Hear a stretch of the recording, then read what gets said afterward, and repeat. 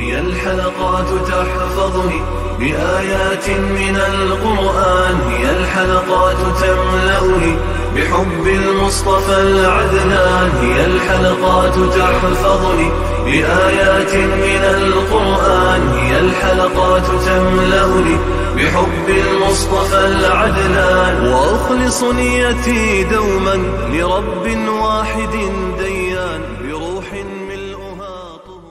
Sure Kadir tefsiri 1. ayetinden başlayıp okuyumuz inşallah. Bismillah, elhamdülillah, salatu vesselamu ala Resulillah. Esselamu aleyküm ve rahmetullahi ve berekatuh. Tövende diktanlağa İbn Kesir Rahimullah'ın Kur'an-ı Kerim tefsiri Uygurca tercümesi Kadir suresi 1. ayetinden başlayıp okuyumuz inşallah. Euzubillahimineşşeytanirracim. Sure Kadir Mekke'de nazil boğan 5 ayet. Bismillahirrahmanirrahim. Nihayet şefkatlik ve mehriban Allah'ın ismi bilen başlayayım. Biz Kur'an'ı hakikaten Şebi Kadir'de nazil kıldık. Şebi Kadir'nin neymi ikenlikini bilemsen, Şebi Kadir şeref ve fazilette 1000 aydan artıktır. Periştiler ve Cibril şu keçide Rabbinin emri bilen ziminga Allah ta'tir qilgan barliq ish uchun tushidi. Shu kecha tong yorg'anga qadar butunlay tinch amallikdan iboratdir. Qadr kechasining fazilati to'g'risida Allah Teala bu oyatlarda o'zining Qur'onni Qadr kechasi tushirganligidan xabar berdi. Bu kecha Allah Teala'nın biz Kur'an'ı hakikaten mübarek keçide, yani Şebi Kadir keçisinde nazil kıldık degan ayetede tilga ilingan mübarek keçidir. Bu kecha Ramazan ayida keldi. Allah Teala bu vaqtda mundaq deydi. Ramazan ayida Kur'an nazil bo'lishga boshladi. İbn Abbas ve başkalar mundaq deydi.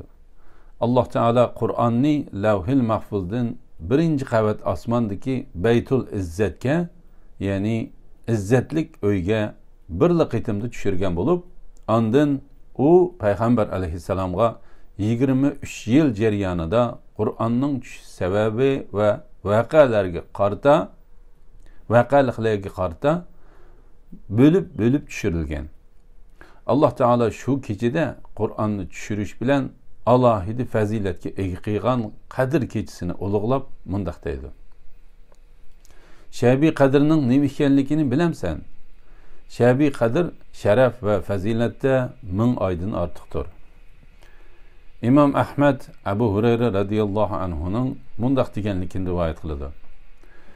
Ramazan kelganda Peygamber aleyhisselam sizlarga muborak oy bo'lgan Ramazan oyi keldi.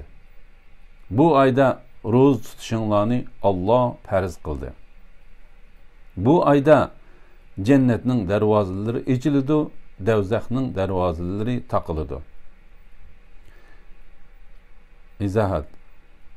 Yani Kur'an'ның tushishi ay hisobida Ramazan oyida, kecha hisobida Qadr kechasida tushgan bo'lg'achqa, Qadr kechasining Ramazan oyida ekanligini bilib ola olamiz. İzahat tugadi. Şeytanla bağlanıdı. Bu ay içinde fazilette 1000 aydan artıq bir kecha bor. Kimiki u kechining fazilatiga erishishdan mahrum qolsa, haqiqatdan mahrum qolgan bo'ladi, deydi. Bu hadisni İmam Nasai'mu rivoyat qilgan. Qadr kechasida qilingan ibodat 1000 oyning ibodatiga barobardir. Bu vaqtda İmam Buxoriy va Muslim Abu Hurayra'dan Peygamber aleyhisselamning mundaq deganligini rivoyat qiladi. Kimiki Qadr kechasi iymon bilan Allah Teala'nın razılıq üçün namaz o'qib o'tsa, uning burunqi gunohlari kechirilib ketgan bo'ladi. La ilaha illalloh Muhammadur Rasululloh. Qadr kechasida farishtalarning tushadiganligi va barliq yaxshiliklarning bekitildiganligi to'g'risida. Farishtalar va Jibril shu kechada Rabbining amri bilan ziminga Allah tahtir qilgan barliq ish uchun tushidi. Ya'ni bu kechining barakati ko'p bo'lg'achqa, farishtalarmi bu kechida ko'p tushidi. Farishtalar xuddi Qur'on o'qilganda tushgandekla rahmat va barakat bilan birga tushidi. Ular zikr qilinayotgan so'rinlarni o'rab turdi. Ilm talab qilguvchini ulug'lab qanotlarini yeyib berdi. Oyatning arabcha lafzida tilga ilingan ruh degan so'zdan Jibril alayhissalom ko'z tutildi. Mundaq bo'lganda farishtalarning umumiy atalg'usiga ba'zi xos farishtalarni qitib bayon qilganlik bo'ladi. Mujahid Alloh taolaning farishtalar va Jibril shu kechida Rabbining amri bilan ziminga Allah taqdir qilgan barliq ish uchun tushidi degan oyatidagi uning barliq ish uchun tushidi degan oyatdan bu kecha hamma tarafdan tinchdir deganlik ko'z tutildi dedi. Said ibn Mansur Mujahidning yana bu oyatning ma'nosi haqida u kecha shundoq bir xotirjam bir kechadirki, shayton uningda hech qanday bir azor berishga yoki birer yomonlik yetkazishga petin olmaydi deganligini rivoyat qildi. La ilaha illalloh Muhammadur Rasululloh. Qatada va boshqalar bu kechida barliq masalalar bir taraf qilindi. Ajalla va rizqlarning miqdori belgilandi dedi. Bu vaqtda Alloh taolo mundaq degan. U kechida har bir hikmatlik, ya'ni hikmatning taqozosi bo'yicha ish qilingan ish, ya'ni bandalarning rizqi, ajli va boshqa ahvoli ayriladi. Shu kecha tong yorg'onga qadar butunlay tinch omonlikdan iboratdir. Said ibn Abu Ishoqdan Shuaybning bu oyatning qadr kechisida farishtalarning masjiddagilarga hatto tong yorug'icha salom qildiganligi ko'z tutiladi deganligini rivoyat qildi. Qatada va Ibn Zayd Alloh taolaning butunlay tinch omonlikdan iboratdir degan oyatining ma'nosi bu kechining hammasi xayrlik bo'lib, uningda toki tong yorug'ichilik hech qanday bir yomonlik bo'lmaydi deganlikdir dedi. La ilaha illalloh Muhammadur Rasululloh. Qadr kechisini muayyanlashtirish va uning alomatlari to'g'risida İmam Ahmed Ubad ibn Samit'in Peygamber aleyhisselamның mundaq deganligini rivoyat qiladi. Qadr kechisi Ramazonning oxirgi 10 kun ichida bo'ladi. Kimiki o 10 kunning kechisida Allohning roziligi uchun namoz o'qisa, Alloh cho'qim uning burunqi va keyingi gunohlarini kechirib o'tadi. La ilaha illalloh. Qadr kechisi şu 10 kunning 21, 23, 25, 27 yoki 29dak taq kechalarining biridir. Payg'ambar alayhissalom yana bir hadisda mundaq dedi.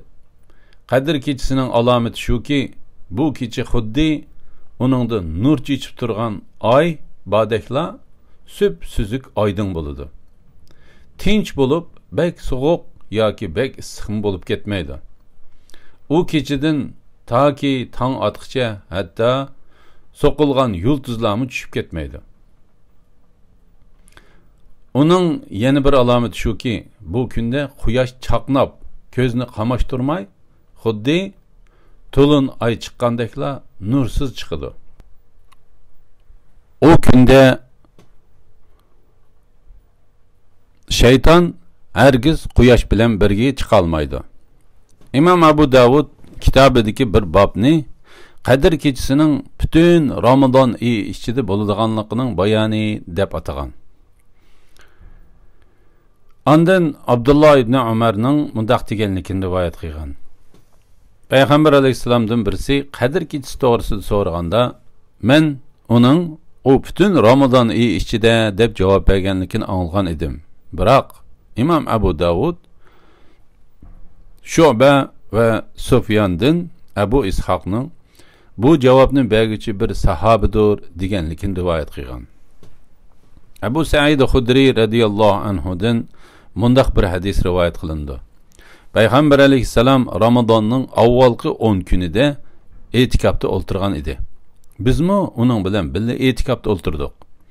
Shu chaqda Jibril kelib, "Sen kutayotgan kech tex oldingda" dedi. Shuning bilan Payg'ambar alayhissalom Ramazonning o'ttirsidagi 10 kunda etikafda o'ltirdi.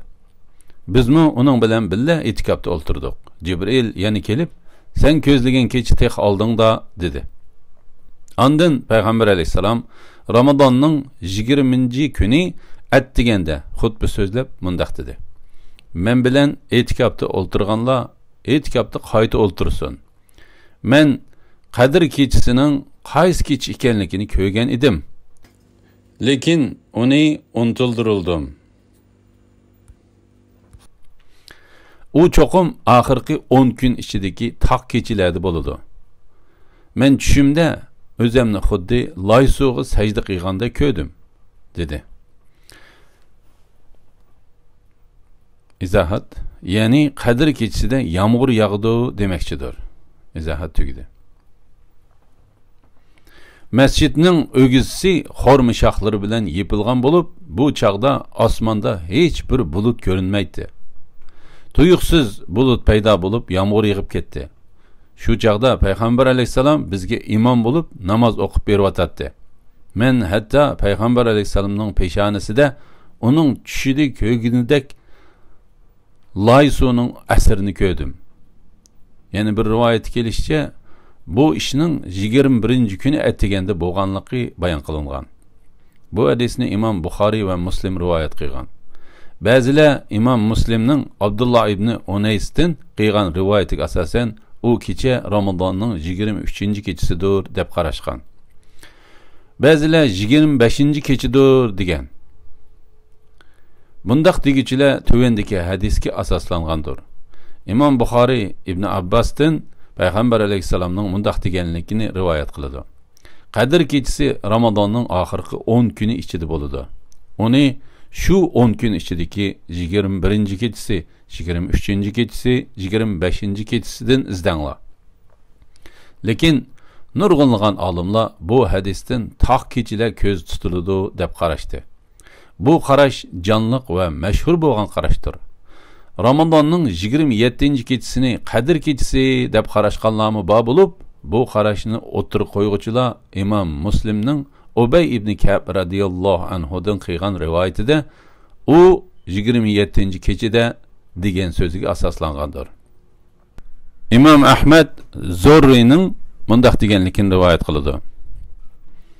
Men Ubay ibn Ka'b radhiyallohu anhuga: "Ey Munzirning otasi,